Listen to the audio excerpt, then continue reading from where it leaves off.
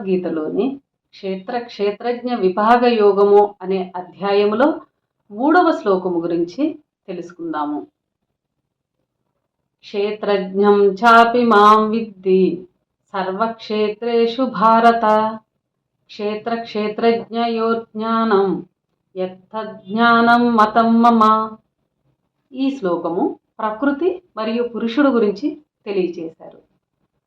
భావము: సర్వ శరీరములందున్న క్షేత్రజ్ఞుడు నేనే అని తెలియము. శరీరమును అందులోని ఆత్మను తెలుపు జ్ఞానమే నిజమైన జ్ఞానమని నా భావము. వివరము: క్షేత్రవేత్త అయిన ఆత్మ శరీరమంతయు వ్యాపించి శరీర కార్యములు జరుగునట్లు చేయుచున్నాడు.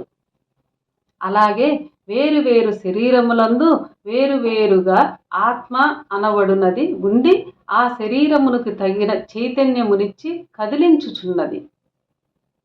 అనేక జీవరాశులు అనేక శరీరములు ధరించి కోట్లాదిగానున్న జగత్తులో ప్రతి జీవరాశి ధరించిన శరీరములో ఆత్మ కలదు. జగత్తులో ఎన్నో జీవరాశులు కలవు. అట్లే వాటి శరీరముల్లో ఎన్నో ఆత్మలు కూడా కలవు. అన్ని శరీరములలో జీవుడు అను పేరున్నవాడు ఒకడే అయినప్పటికీ ఒక్కొక్క శరీరములో ఒక్కొక్క జీవుడు ఉన్నాడు. అలాగే ఆత్మను పేరు ఉన్నది ఒకటే అయినప్పటికీ అనేక శరీరముల్లో అనేక జీవులతో పాటు అనేక ఆత్మలు ఉన్నాయని గ్రహించవలెను. చాలామంది జ్ఞానులు అన్ని శరీరములలో ఒకే ఆత్మ ఉన్నదని పొరపడుచున్నారు. అలా అన్ని శరీరములలో ఒకే ఆత్మ లేదని, అన్ని శరీరములో ఒకే పేరున్న ఆత్మ ఉన్నదని గ్రహించవలెను. భూమి మీద జీవుడు ధరించిన శరీరములు ఎన్ని ఉన్ననో అవి అన్నీ ప్రకృతితో తయారైనవే. కావున శరీరములు ప్రకృతి యొక్క అంశతో తయారైనవని చెప్పగలము. అదే విధముగానే జగతిలో జీవులు ఎన్ని ఉన్ననో అవి అన్నీ పరమాత్మచే తయారైనవి.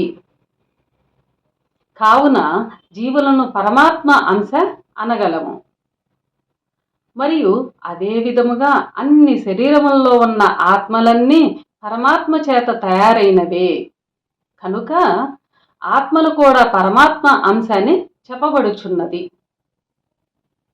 ఒక శరీరము ప్రకృతి అంశ కాగా అందులోని జీవుడు ఆత్మ పరమాత్మ అంశమని తెలియచున్నది. ఈ జగత్తులో కార్యములు జరుగుటకు శరీరము పరికరములాగా ఉండగా అందులోని పనులు చేయించు శక్తిగా ఆత్మ ఉన్నది. ఆత్మ పనులు చేయిస్తుండగా శరీరము చేయుచుండగా ఆ పనులలో కలుగు అనుభూతులను జీవుడు అనుభవిస్తున్నాడు. ఈ విధముగానే సర్వ జగత్తంతయు శరీరము, జీవుడు, ఆత్మ వాటి వాటి పాత్రలు వహిస్తున్నవని తెలియటము ఉత్తమమైన జ్ఞానమందురు.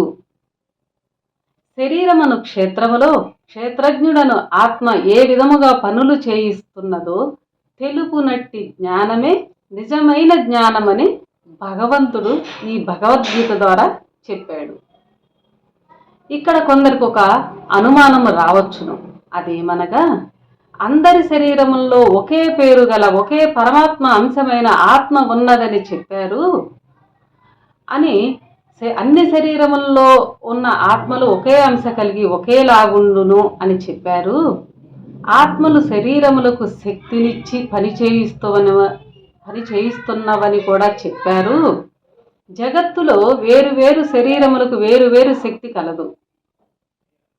ఒకడు ఎత్తిన బరువును మరొకడు ఎత్తలేడు. బక్కపలచని వాడు బలసిన శరీరమున్న వానిని కూడా కొట్టగలడు. బలిసిన వాడు చిన్న బరువును కూడా ఎత్తలేకపోవచ్చున్నాడు. అంతేకాక ఒకే బరువున్న ఇద్దరు వ్యక్తుల్లో ఒకడు మోయి బరువును మరొకడు మోయలేడు. ఇద్దరిలోనూ ఒకే విధమైన ఆత్మలున్నప్పుడు ఆ శరీరముల్లో తేడా ఎందుకు వచ్చినది అని ప్రశ్నించుకొని చూస్తే క్షేత్రము క్షేత్రజ్ఞుని తెలియటం ముఖ్య జ్ఞానమని చెప్పియుండుట వలన ఇక్కడ శరీరము ఆత్మను గురించిన ప్రశ్న సమంజసమైనదని చెప్పవచ్చును. ఈ ప్రశ్నకు అంతరంగము నుండి ఏ జవాబు వస్తుందో మీరు మేము అందరము కింద ఇంకా వివరంగా తెలుసుకుందాము. మనుషులలోనే శారీరకముగా ఎందరో బలవంతులను బలహీనులను మనము చూస్తూనే ఉంటాము. అలాగే అనారోగ్యములను కూడా చూచే ఉంటాము. కొందరు తొందరగా రోగగ్రస్తులు కావటము, కొందరు ఎటువంటి రోగక్రిముల మధ్య ఉన్నప్పటికీ రోగగ్రస్తులు కాకపోవటము కూడా జరుగుచున్నది. మనం కూడా చూస్తున్నాము. ఎక్కువ తినువారు బలమైన తిండి బలమైన తిండి తినువారు బలహీనులుగా ఉండటము, కొందరు తక్కువ తినుచున్నప్పటికీ బలమైన ఆహారము కాకపోయినప్పటికీ వారు బలముగా ఉండటము జరుగుచున్న విషయమే. రోగముల మధ్యనున్న వారికి రోగములు రాకపోయి ఆరోగ్యముగా ఉండటము, బలహీనమైన ఆహారము తీసుకున్నప్పటికీ కొద్దిపాటి ఆహారము తీసుకున్నప్పటికీ బలవంతులుగా ఉండటము. అంతేకాక కొన్ని చోట్ల ఒక పూట చాలా కొద్దిపాటి తిండితో బ్రతుకుచూ అన్ని పనులు చేసుకుంటూ ఆరోగ్యముగానున్న వారుండటము కూడా కలదు కొన్ని చోట్ల. ఈ విధముగా హెచ్చు తగ్గు భేదములు ఉండుటమునకు కారణము వారి శరీరములలోనున్న ఆత్మ యొక్క పాత్రని తెలియచున్నది. ఆత్మ శరీరమంతా వ్యాపించి శరీరము ద్వారా పనిచేయిస్తుండటమే కాక ఆ శరీరము ఎంత పొడవు పెరగవలెనో ఎంత పొట్టిగా నుండవలెనో నిర్ణయించి పెంచునది కూడా ఆత్మయే. శరీరము యొక్క పెరుగుదలయే కాక శరీరములోని ముఖము యొక్క అందము, ముఖములోని ముక్కు, పెదవులు, మిగతా కండరములు, ముఖ వర్చస్సు యొక్క అందమును తీర్చిదిద్ది పెంచనిది కూడా ఆత్మయే. శరీరము యొక్క వంపు సొంపులను క్రమబద్ధీకరణ చేయటమే కాక శరీర ఆరోగ్యమును అనారోగ్యమును తీర్చిపెట్టునది ఆత్మే అని తెలియము. ఇంకను శరీరములో తన శక్తిని నరముల ద్వారా ప్రసరింప చేయుచు శరీరమునకు బలమునిచ్చునది కూడా ఆత్మయే. బక్క చిక్కిన శరీరములోని బలము, దృఢ శరీరములోని బలహీనత అన్నియు ఆత్మే కలిగించుచున్నది. శరీరములో అన్నిటికీ కారణమైన ఆత్మ బ్రహ్మనాడిని కేంద్రముగా చేసుకొని మిగతా నాడుల ద్వారా శరీరమంతా వ్యాపించి ఉన్నది. ఆత్మ శరీరమంతా చైతన్య శక్తి రూపముగా వ్యాపించి శరీరమును కదిలించు కార్యం ఒకటి చేస్తూ శరీర పెరుగుదల, ఆరోగ్యము మొదలగు మరొక కార్యములు కూడా చేయుచున్నది. ఆత్మ శరీరములో రెండు భాగములుగా తన కర్తవ్యమును చేయుచున్నది ఆత్మ. ముఖ్యముగా శరీర బలాబలము యొక్క పని చూడటం ఒక కార్యము కాగా, రెండవది శరీర ఆరోగ్య అనారోగ్యముల విషయమైన కార్యము. ఒక శరీరములోని ఆత్మ యొక్క కర్తవ్యము రెండు విధములుగా నిర్వర్తింపబడుచున్నదను మాట కూడా వాస్తవమే. అయినప్పటికీ చాలా మందికి ఈ విషయము తెలియదు. ఆత్మ బ్రహ్మనాడిని కేంద్రముగా చేసుకొని బ్రహ్మనాడి నుండి ప్రారంభమగు నాడుల ద్వారా శరీరమంతా ప్రాకి ప్రతి ధాతువులోనూ ప్రతి చిన్న భాగములోనూ చైతన్యముగానున్నది ఆత్మ. అలా అంతటా వ్యాపించి జీవుని కర్మానుసారము జరగవలసిన పనులకు కావలసిన కదలిక శక్తిని ఇచ్చి శరీరమును కదిలించి పని చేయిస్తున్నది ఆత్మ. ఇది చాలా మందికి తెలిసిన విషయమేననుకుంటాము. శరీరమునకు బలమునిచ్చి కదిలించు ఆత్మ ఒక్క శరీరమునకు ఎక్కువ బలమిచ్చుచు మరొక శరీరమునకు తక్కువ బలం ఇవ్వటం ఏమిటని అడగవచ్చును. మనకు సందేహం వస్తుంది.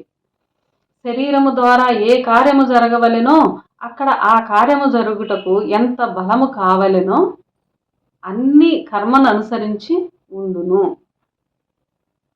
ఉదాహరణకు ఒకడొక మూట ఎత్తవలసినప్పుడు అక్కడ ఎంత బలము ఉపయోగింపబడవలెనో అతను పూర్తిగా పైకి ఎత్తునా లేక మధ్య వరకు ఎత్తునా, ఎత్తిన బరువును ఎంతసేపు మోయును అని అన్ని విషయములను కర్మను అనుసరించి ఉండును. జరగవలసిన కార్యములలో శక్తి ఆత్మదే అయినప్పటికీ అది కర్మననుసరించి ఉండటం వలన ఒకే కార్యములో ఒకడు బలవంతునిగా ఒకడు బలహీనముగా కనిపిస్తున్నాడు. అలా భేదములు కనిపించని కర్మనేనని తెలుసుకోవలను. ఆ భేదములన్నీ కనిపించేవి కర్మేనని తెలుసుకోవలను. అలా శరీరములోని ఆత్మ బలము నాడుల ద్వారా వ్యాపించి పనులకు ఉపయోగపడటము ఒక కార్యము కాగా, రెండవ కార్యములో ఆత్మ చైతన్యము అంటే ఆత్మ బలము శరీరంలో పాకి అక్కడక్కడ గల కొన్ని స్థానముల్లో ప్రవేశించి మార్పు చెంది ద్రవమగును.